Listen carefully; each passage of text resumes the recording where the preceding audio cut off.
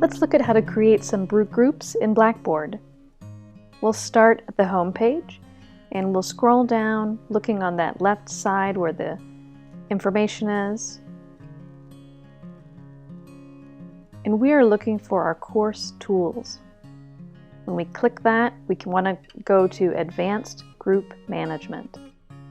Here we want to click Add Group and then OK. Put in the group name and a description, and then we can select the different features that we want to include, and then hit Submit. Now we can see our groups are there, but we need to assign users. So here we select the students by putting an X in the group we want them to be.